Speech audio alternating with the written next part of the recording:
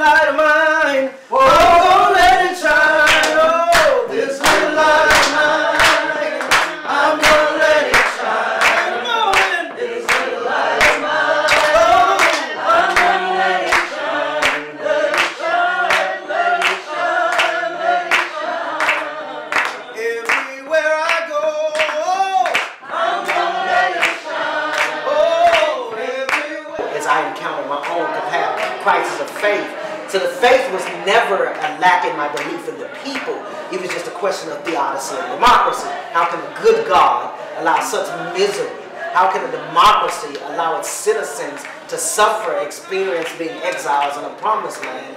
And then how, in the face of those material conditions, be able to say that I believe in some holy other that is ultimately on the side of the oppressed, and that I believe in the capacity of the American democracy to care for its citizens. You can never go back to the way it was and not being satisfied with where you are. And what happens with the exile often is that they get paralyzed in those two dichotomies. So it's acknowledging that you are outside, but it is making a claim that there's a possibility to move forward, to conceive of a different world, and that is not an abstract utopia. It's a, as you quoted earlier, Paulo Freire, it's a concrete utopia, and I've seen it everywhere I've been in the world. So it's people in Haiti washing themselves and being clean. In conversation with King that way, both as an organizer, as a pastor, and in my call in that essay, I talk about the call for an organic theologian. I appropriate Antonio Gramsci's notion of the organic intellectual. And so I am calling on King and calling on Gramsci and calling on this notion of restructuring of society, and what the Occupy movement has provided for, with all of its contradictions, but all movements have their contradictions and challenges. Okay. It's interesting to go back and look at some of this old footage around the civil rights movement, and what do they want? They're too unorganized. Right. So all the same critiques, you know, it's kind of like that Gandhian phrase, first they mock you, you know. And I think what Occupy has done is just put on the table everything.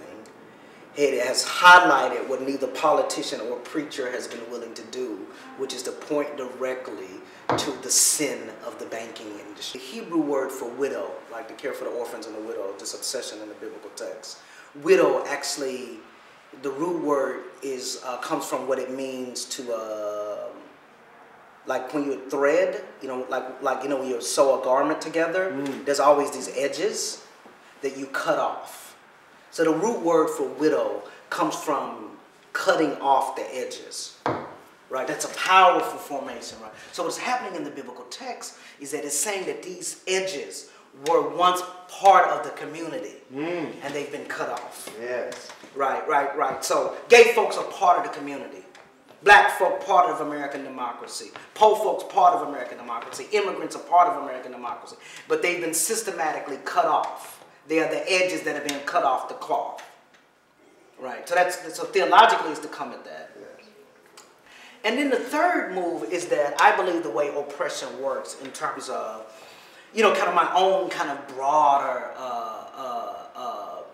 project is a kind of systematic theology of existence, right? It's the kind of long-term thing that I'm thinking about. Well, how do we make meaning for ourselves? What are the systems that we do that? 4 fundamental questions haunt me, I think, as an intellectual. You know, they're like, how do we end human misery? Right? What are the ways in which humans make meaning for themselves in light of that misery? How and what does this moment have to teach us about the ways in which people wrestle with their misery, right? And what are the possibilities? That there's a sense of calling, but there's a certain agonization in that calling because it makes you unpopular. It causes you to break capacity in a relationship. It demands of you to hold often an extremely unpopular view. So in that sense, there's something agonizing, not only in terms of the kind of alienation from one's peers, oftentimes communities and relationships. But there's also an agonizing vocation of coming to combat and deal with various forms of social media.